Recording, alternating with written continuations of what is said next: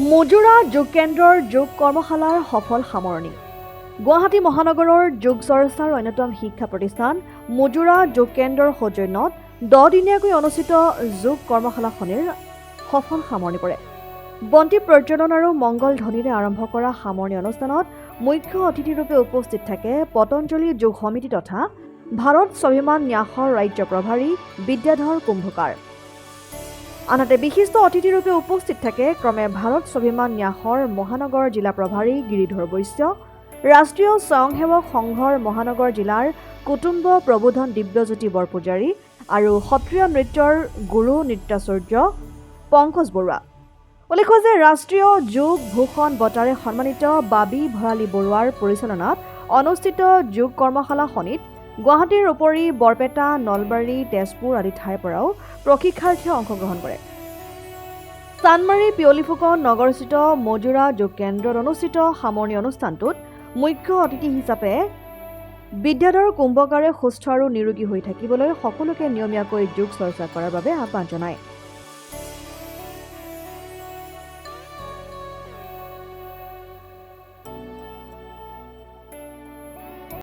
মজুৰা যোগ কেন্দ্ৰৰ উদ্যোগত আৰু পতঞ্জলি যোগ সমিতিৰ সহযোগত যোৱা 6 জুলাইৰ পৰা 15 জুলাইলৈ এখনি অনলাইন যোগ কৰ্মশালাৰ আয়োজন কৰা হৈছিল আৰু সেই কৰ্মশালাখনৰ আজি সামৰণি অনুষ্ঠান। এই কৰ্মশালাখনত আমাৰ গুৱাহাটী মহানগৰৰ উপৰিও নলবাৰী আৰু বৰপেটাৰ পৰাও কিছুসংখ্যক শিক্ষাৰ্থীয়ে অংশগ্ৰহণ কৰিছিলে। আজিৰ এই অনুষ্ঠানত বিভিন্ন ব্যক্তিৰ বিভিন্ন সমস্যা আছে। এই সমস্যাসমূহৰ বাবে আমাৰ বিদ্যাধৰ ছাৰজীয়ে তেওঁলোকক কেনেকুৱা ধৰণৰ আসন কৰিব লাগে, প্ৰাণায়াম কৰিব লাগে আৰু আমাৰ পতঞ্জলিৰ যিবোৰ আয়ুৰ্বেদিক মেডিচিন আছে সেই মেডিচিনবোৰ কেনেকৈ ব্যৱহাৰ কৰিব লাগে এই বিষয়ে তেওঁলোকক কৈ দিছে। আজি মজুৰা যোগ কেন্দ্ৰত আমি অসমৰ ৰাজ্যিক প্ৰভাৰী মই বিদ্যাধৰ কুম্ভকাৰ মোৰ লগত আমাৰ সংগঠনেৰে গিৰিধৰ বৈশ্য ডাঙৰীয়া আমাৰ দিব্যজ্যোতি ডাঙৰীয়া আমি ইয়াত উপস্থিত হ'লোঁ। ইয়াত যিসকল আই মাতৃসকলে ইয়াত যোগ শিকি আছে আৰু আমাৰ বাবি ভৰালী বৰুৱাই যি যোগ শিকাই আছে তাইৰ কাৰণে ইয়াত বহু আই মাতৃসকলে যি বেমাৰত ভুগি আছিলে তেওঁলোকে ইয়াত বহুত সকাহ পাইছে, ভাল পাইছে। 12 বছৰ 14 বছৰৰ পৰা ভুগি থকা ৰোগো তেওঁলোকৰ পৰা ভাল হৈছে ইয়াত যোগ কৰি পেলাই।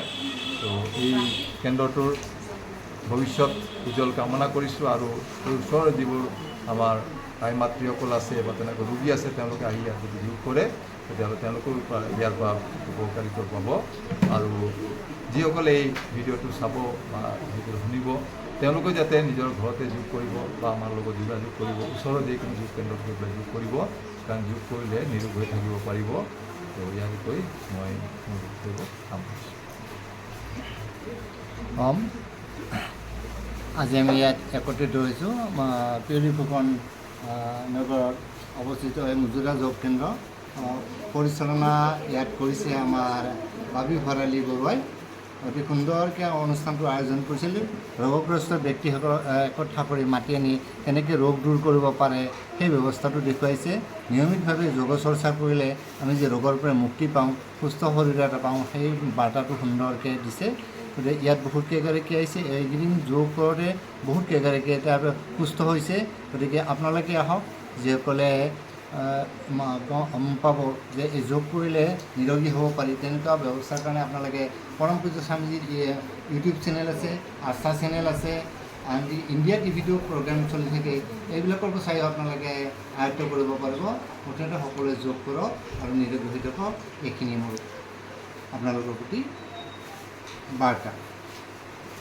আজি মজুৰা যোগ কেন্দ্ৰত আহি আই মাতৃসকলৰ লগত মত বিনিময় কৰি বৰ ভাল লাগিলে।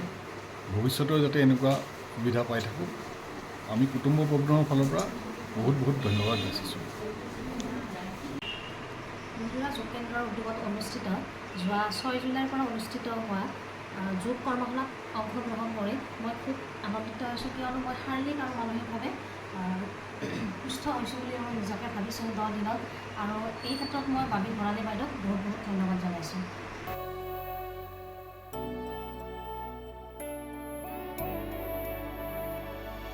News desk report, democratic Assam.